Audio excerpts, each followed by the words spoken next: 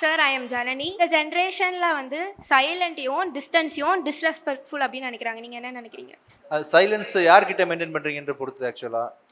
Lower கிட்ட maintain பண்றதா? ஆ. ஏன் மெயின்டைன் பண்றீங்க சைலன்ஸ் லவர் கிட்ட?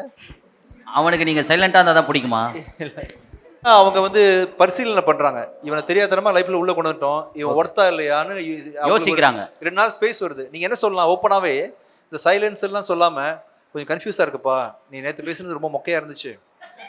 உன்னை பார்த்தா ஒரு மாதிரி டவுட்டா இருக்கு. நீ சைக்கோவான்னு தெரியல. ஒரு 2 நாள் டைம் கொடு. நான் கொஞ்சம் யோசிச்சுட்டு வரேன் அப்படின்னு சொல்லிட்டு அது ஓப்பனா பேசிடலாம். நான் என்ன சொல்றேன், ஐ லவ் யூ கூட அப்படிதான் சொன்னேன்.